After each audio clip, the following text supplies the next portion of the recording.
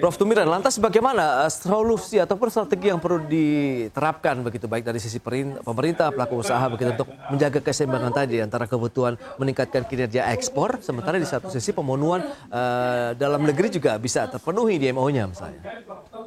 Ya, kita ini kan selalu kalau saya lihat ya dari planning pemerintah itu kan selalu panik dadakan.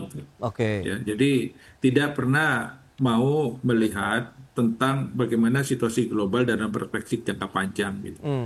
Itu sebaiknya dipelajari gitu. Jadi harusnya seperti dibilang Pak Angga tadi ya, dalam negeri itu menjadi priority dari pemanfaatan sumber daya gitu ya. Tetapi ekspor itu hanya opsional untuk tambahan karena added value batu bara itu lebih tinggi daripada instant money yang kita peroleh dari luar gitu.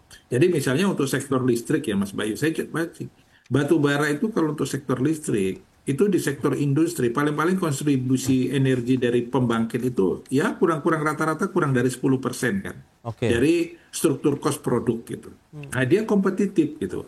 Nah, kemudian kalau industri kita bisa tumbuh, harga batu bara ini compete, kemudian added value di industri itu adalah melalui faktor proses transformasi knowledge, teknologi, itu added value-nya menjadi lebih tinggi kan. Nah, substitusi di sini bisa berjalan. Jadi industri hulu kita tumbuh, hilir kita tumbuh. Coba kita bagaimana belajar kayak China mengelola tata kelola industri, tata kelola batu bara. Kenapa batu bara di China itu bisa tumbuh? Nggak ada yang dia ekspor ya. Dia produksi mungkin sekitar 4 miliar ton setahun. Itu sektor hilirnya tumbuh. Industri batu baranya juga tumbuh. Kekurangannya diambil. Nah sekarang kenapa pasar Cina juga berkurang? Karena dia akselerasi persentase EBT-nya dinaikkan. VP aja dia sudah punya lebih 400 giga. Belum Bayu, belum dia reduksi penggunaan itu, kemudian dia menggunakan teknologi pembangkit yang lebih efisien penggunaan batu baranya gitu. Jadi konversinya menjadi lebih efisien. Sekarang misalnya batu bara dia bisa 43% ya dengan proses yang lebih clean. Nah, ini kan dinamika yang dihadapi oleh mereka. Jadi secara kebijakan implementasi teknologi, pengembangan SDM, meningkatkan competitiveness, itu bersinergi. Kekurangan kita selalu yang terjadi ini, selalu meletakkan kebijakan itu seolah-olah tanggung jawab sektor. Sebenarnya kalau kita mau mengolah pasar batu bara dalam negeri, memberikan nilai tambah, itu sinergi keuangan antara Kementerian Keuangan, ESDM, perindustrian, itu harus bicara jadi satu. Gimana industri hulu batu bara kita tumbuh,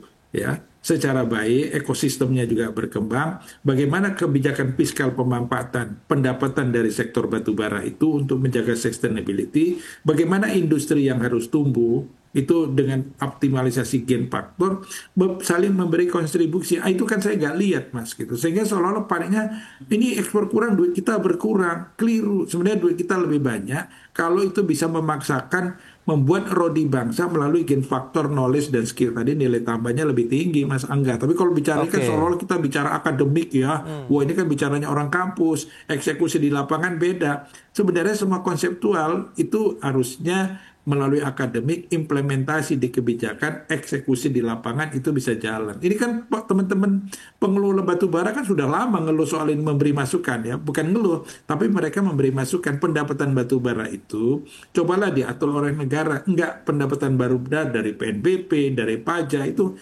habis begitu aja. Mas setiap APBN setiap tahun habis cari lagi, tapi nggak disisihkan dari pendapatan itu bagaimana misalnya untuk hilirisasi batubara prosesnya itu kan bisa dikembangkan teknologinya oleh pemerintah, industrinya oleh pemerintah. Maka saya sebut tadi dengan kejadian ini dan antara ambil alih dong dengan pendanaan yang cukup besar yang dikelola, bagaimana optimalisasi industri teman-teman kita ini kalau mati itu lapangan kerjanya gimana?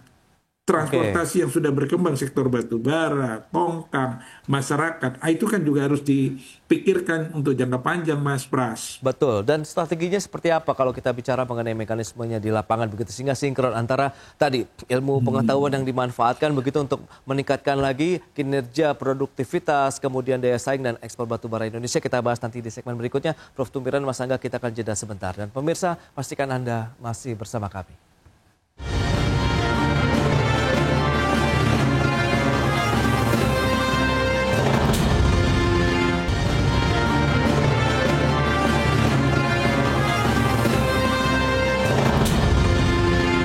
Ya, Ya, terima kasih Anda masih bergabung bersama kami dan berikut ini kembali kami sampaikan data terkait dengan volume ekspor batu bara. Kita akan cermati bersama seperti apa trennya dalam beberapa tahun terakhir. Dari tahun 2020 sampai dengan 2025 kita lihat volume ekspor batu bara Indonesia menunjukkan tren kenaikan. Dari tahun 2020 405 juta ton, kemudian meningkat di tahun 2024 ini menjadi 558 juta ton untuk ekspor batu bara Indonesia.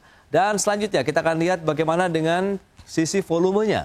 Volume ekspor batu bara di tahun 2025 periode Januari sampai dengan Juni 2024 kita sandingkan dengan Januari-Juni 2025 mengalami penurunan 6,33% ini pemirsa, dari 196,65 juta ton turun menjadi 184,19 juta ton untuk volume ekspor batu bara. Dan selanjutnya bagaimana dengan nilai ekspor batu baranya? Ini dia di semester 1 2024 15,17 miliar dolar Amerika. Kemudian di semester 1 2025 ini ada penurunan sampai dengan 21,09% untuk dari sisi nilai ekspor. Karena tadi volume turun, nilai ekspornya juga ikut turun, begitu 11,97 miliar dolar Amerika Serikat. Dan selanjutnya bagaimana dengan produksi batu bara Indonesia? Kita akan cermati bersama. Di semester 1 tahun lalu 406,06 juta ton, kemudian di semester 1 tahun 2025 ini 371,66 juta ton. Ini juga sama, mengalami penurunan 8,47%. Itu dia beberapa data yang sudah kami sampaikan. Kita akan lanjutkan kembali perbincangan bersama dengan Profesor Tumiran, kemudian Mas Angga Wira. Ya, dengan beberapa data tadi yang sudah disampaikan, tantangan terbesar kalau kita lihat di semester kedua tahun ini nih Mas Angga, bagaimana Anda melihat supaya tadi antara tren penurunan yang terjadi begitu untuk sisi ekspor, volume, kemudian nilai eksportasi batubara Indonesia bisa kita dorong lebih tinggi lagi di semester 2. Silakan Mas Angga. Iya, jadi saya catatannya tadi yang seperti Prof. Tumiran sampaikan, bahwasanya kan batu bara ini kan bukan sumber daya yang tergantikan ya.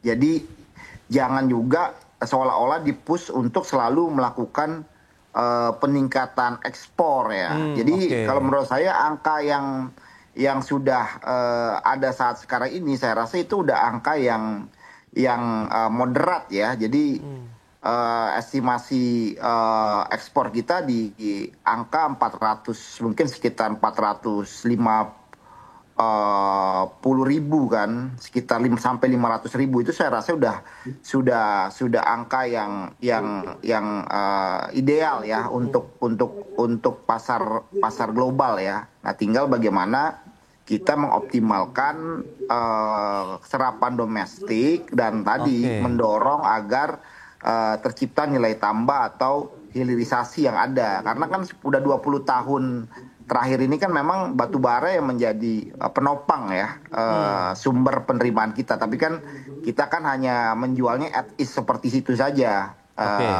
Mas Pras. Karena kan kita nggak bisa mengkontrol konsumsi dunia ini kan, gitu. Konsumsi dunia ini kan di sisi lain kan juga kita punya kompetitor juga tadi yang seperti Prof. Tumiran sampaikan. Misalkan konsumsi terbesar kita kan di China. China pun juga sekarang mulai melakukan optimalisasi sumber energi dari dalam negeri, apalagi sudah banyak inovasi-inovasi yang terjadi di sektor industri, khusus industri energi ini, khususnya memang biaya mengenai solar cell itu kan makin kesini kan mungkin makin murah ya. Jadi ya automatically lebih baik orang menggunakan, apalagi mereka juga create industrinya tersendiri. Nah, ini memang yang perlu dipikirkan agar ekosistem yang ada di dalam negeri ya, supply chain industrinya ini masih bisa tetap terjaga walaupun terjadi penurunan ekspor ya, gitu loh. Jadi kalau menurut saya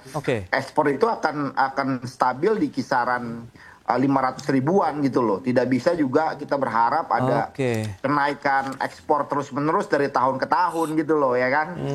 Itu aja sih, karena kan pastinya kan ada yang mulai mereduksi juga